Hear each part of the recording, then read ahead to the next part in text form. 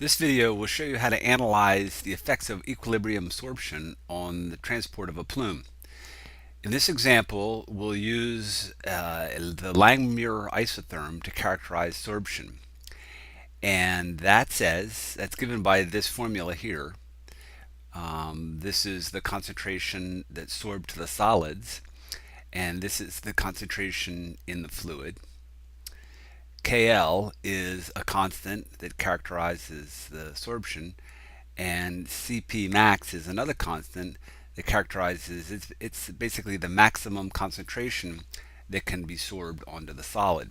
So if you plot up this equation, it looks like this. This is the concentration of sorbed species, CS, as a function of CF, the concentration in water. The curve goes up and then it kind of levels out. This isotherm is what you get for a sorption behavior where the sites that enable sorption on a solid surface are relatively limited. So here at low water concentrations, the sorbed concentration is proportional to the concentration in the water. But as the concentration in the water goes up and the sites become filled, this curve levels out, and here you're having a very little change in the concentration sorbed as you increase the concentration in the water. This is a fairly common isotherm to use, and it's implemented directly in Comsol, so we'll start off with using this isotherm as an example.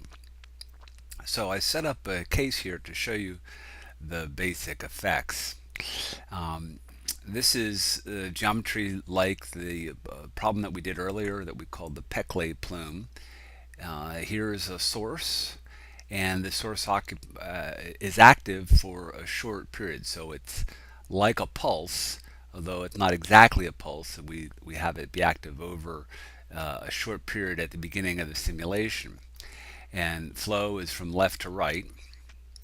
So the simulation starts out, and here after a short time you can see that the source is starting to spread out, and it still is kind of in the same place, but at a little bit later in time you can see it's starting to move down gradient.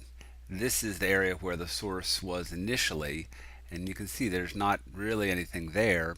That's because the source has been turned off. It moves downstream further, and you can see the effect of dispersion causing this plume to spread out. And here it spreads out more and goes off of the problem domain here. What is happening in this simulation that's a bit different than what we saw when we did this kind of analysis earlier. I think what we did earlier was to just analyze a constant source. So the plume looked kind of like this. The plume was not shut off, so it wasn't this round pulse, but rather a more elongate feature.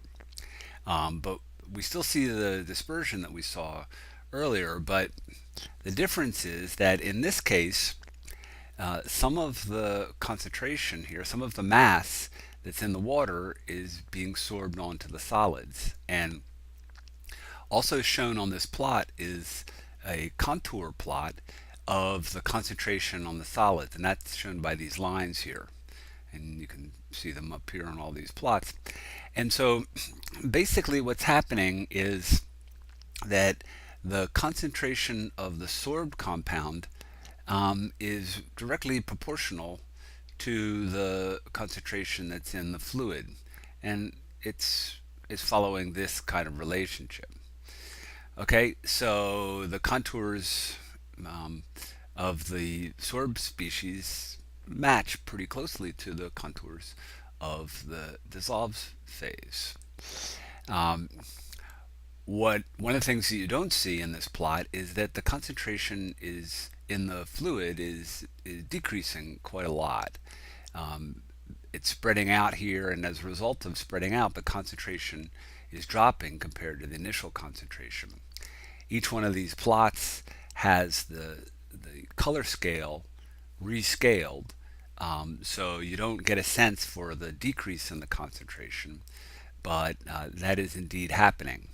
The other thing that happens is that the migration of the mass is being slowed down. And that occurs because the mass that's in the fluid gets sorbed onto the solid. It's immobile on the solid. So when the mass gets immobilized on the solid, it's not able to move. And so the net effect is that the overall rate of progression of the concentration slows down. And I guess what's one of the ways to look at this is that if we look up here, say it right at the leading edge here, right here, the concentration in the fluid is greater than the concentration in on the solids. So the mass moves from the fluid onto the solid. Down here on the trailing edge, though, the concentration of the compound in the fluid is decreasing, and so the concentration on the sorbed species, well, the mass on the sorbed species it comes off of the sorbed species and goes back into the water. Okay, so two things are happening on the different things are happening on the leading edge and on the trailing edge of this parcel of mass. So I put in an observation point here that's downstream from the source, and I tracked the concentration as a function of time, and that's shown right here. What we see is that this is the result that you get if there's no sorption, and so you can see that it's a fairly rapid rise and fall, and the concentration here, 0.15. I guess the maximum concentration is approaching well, maybe like 0.18. The concentration in the source is 1, so this maximum concentration represents quite a marked decrease in concentration compared to the initial concentration in the source, and that's because of this dispersive spreading. This is without sorption, but when we include sorption, we get this curve.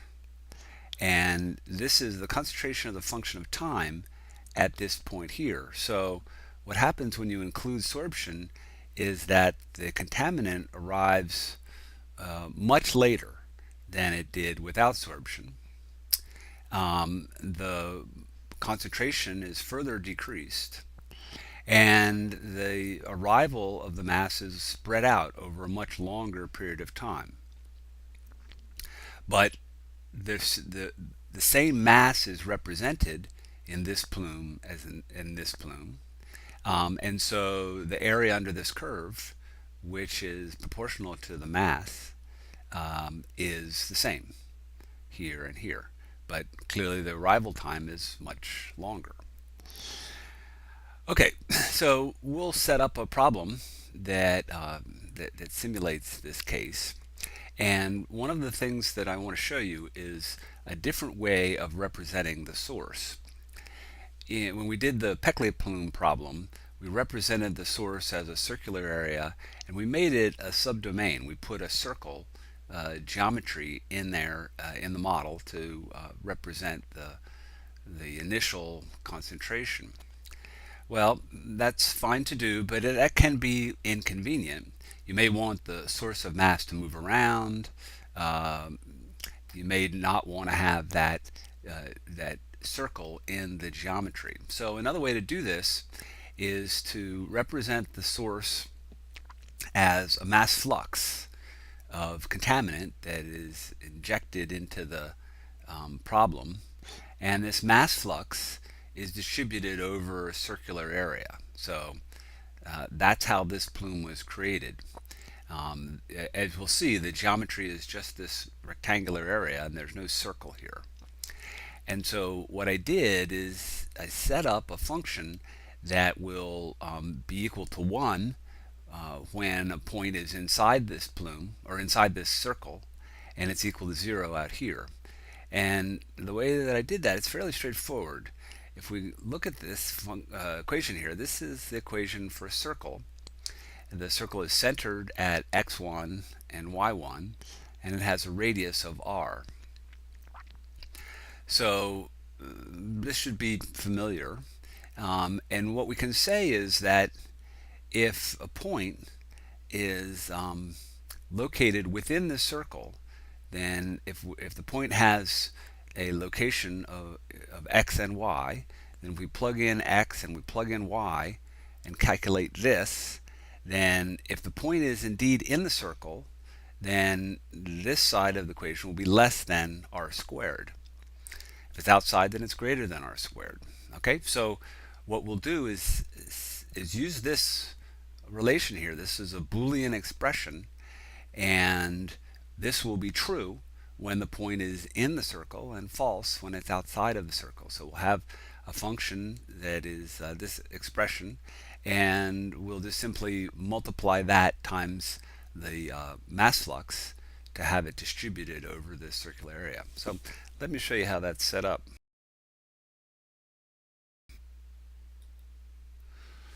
So here's the model, and these are the variables. This is the function that's used to define that circle, and so this is really just that function that we saw on the PowerPoint written out in Comsol format. So I create this function called inCircle, or an expression, and I give it values of x1 and y1. This locates the center of the circle, and this is the radius of the circle. And then I create another variable here called source area, and that just equals this thing inCircle. And I have a source strength. This will be in units of mass flux. And then the source is the source strength times the source area. So this thing here, this variable called inCircle, will be equal to 1 when points are in the circle and 0 when they're outside of the circle. So let's take a look at the physics, and I'll show you how that's implemented. So we're using species transport in porous media, and if we go down here to the source, this was put in here as that guy right there, species source, and there's the term, the source term, and I multiply it by this step function because I want to turn that source off after a short period of time so that it's a pulse-like input. We can take a look at the step. So in this simulation, the source is active for the first 100 seconds, and then it's turned off. Okay, so that's how that's set up. Yeah, so all this should be clear. The geometry is about as simple as it can be. It's just a rectangular area. Let's take a look here at in more detail at the physics. So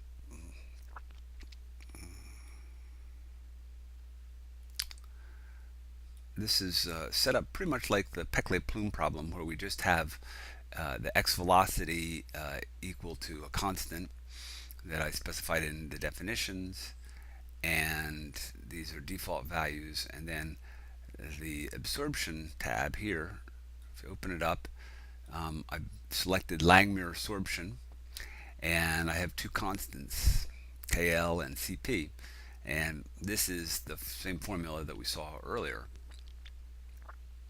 So we'll adjust these parameters to adjust the effect of sorption.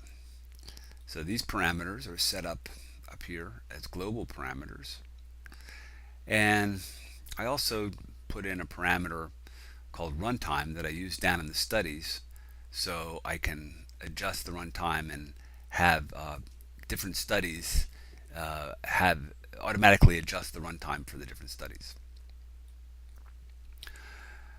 Okay, so let me also show you about the mesh. One of the advantages of not having that circle in there is we can use different kind of mesh. Um, this is a mapped mesh, and I set it up by using these two edges. I specify the distribution of points along these two edges and along these two edges.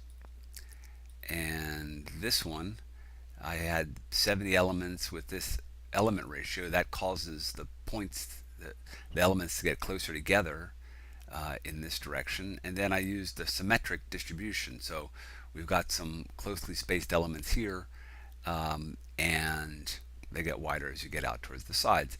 This will be where our source is, and so we want to have fairly fine mesh here, but we don't really care as much about what happens out here. So we coarsen up the mesh out on this side.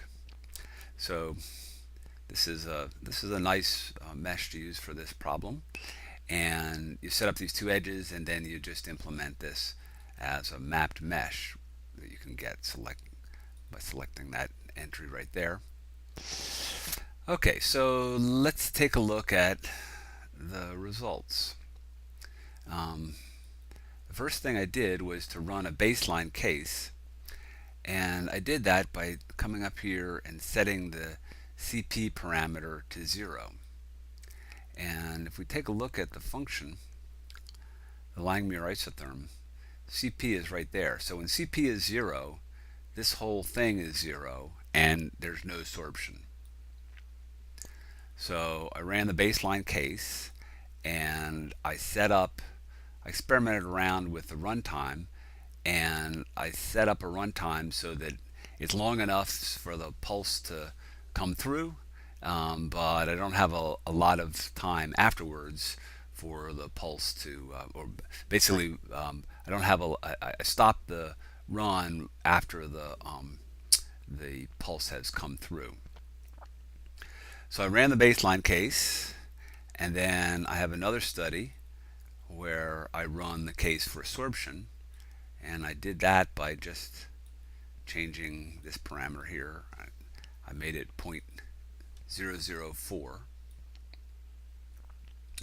and I experimented around with this value so that it was giving me a delay in the arrival of the pulse that was good for illustrating the effects.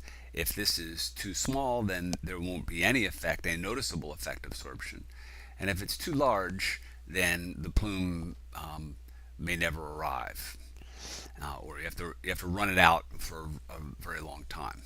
So I tailored that a bit, and the results here, let's see. Oh, actually, one thing too that I put in here was a point probe, and we'll use this to put a point probe is right there, and we'll use this to calculate the moments of the concentration. Okay, so I did those simulations, and here are the results. This is what we saw in the PowerPoint. This is the baseline case, and this is the case with the sorption.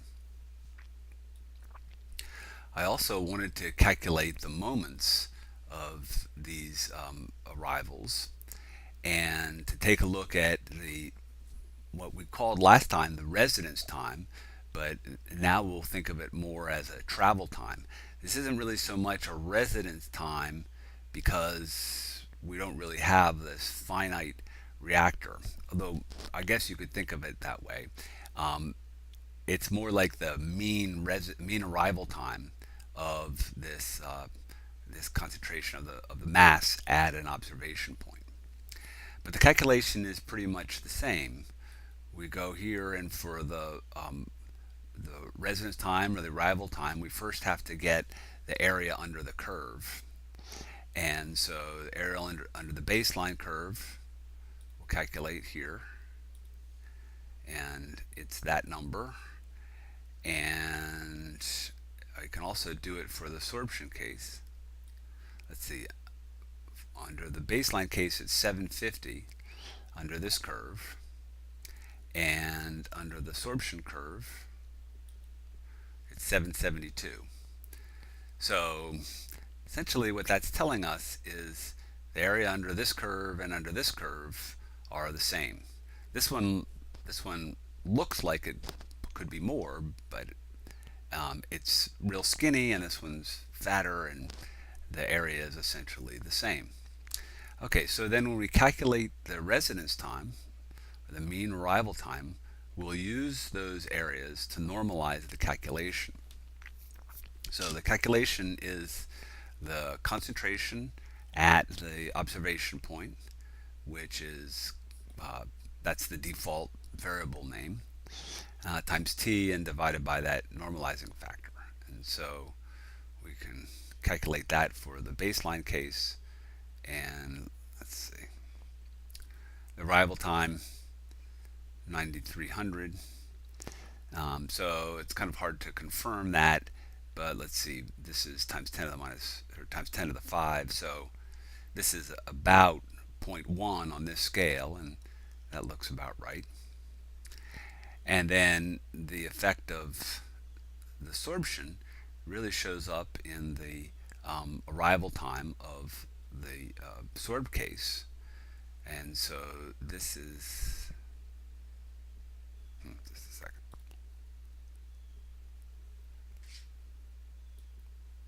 So there it is for the sorbed case, 1.77, so that's out here. So considerably longer than the baseline case, and this is one of the effects of the absorption. We're also interested in the second moment, the spread of the arrival, and pretty clearly there's a big difference here. We can calculate that. It's the arrival time, the mean arrival time, t minus the mean arrival time squared, times this concentration, and then it's the scaled concentration there. So we can calculate that for the baseline case. So about 3 times 10 to the 6th for the baseline case, and with sorption it's 1 times 10 to the 9th, so much larger. This is the variance, right? So we would take the square root of these numbers to get the standard deviation, and that would be a measure of the spread of this value of about the mean.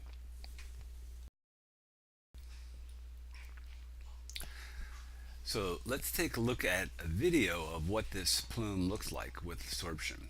We saw those 6 still shots, but if we use the player, we can see how things evolve using the same color scale.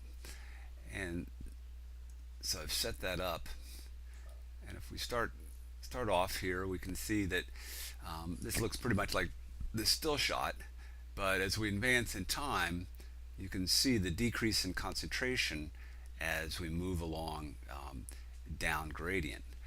The contours here are the sorbed concentrations, so you can see as the concentration in the fluid decreases, well, we don't see the magnitude of the contours of the sorbed species. They'll decrease too, but they're pretty much keeping pace with the concentrations of the fluid. This won't be the case when we look at non-equilibrium sorption. And so, just to wrap it up, I was interested in how the parameter affected the breakthrough curve, and so I ran a parameter sweep. It's set up here, and I used these values for the term CP. And I guess one thing that I should point out, I tried using 0 for CP in this parameter sweep, but for some reason using 0 here in the parameter sweep gave me a peculiar result. It gave me some negative concentrations. If I just run the baseline case with 0 for CP, then that works, but in the parameter sweep it didn't work, so just keep that in mind. What I did was to run this parameter sweep and then plot it up, and it's shown here. And what I did was this is the results from the sweep, and this is the baseline case, so I had to plot it separately. And I did this by setting up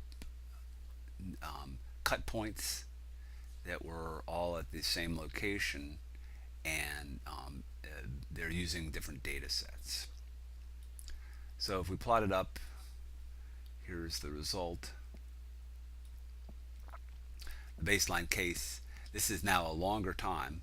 I extended it out to 10 to the 6th seconds. And so the baseline case is just a very sharp spike. And then as we increase the sorption strength here, the peak is delayed and the mass is spread out progressively larger and larger. If we integrated under these curves, though, we would get the same value because the mass is still the same. It just arrives much later and arrives over a much longer period of time.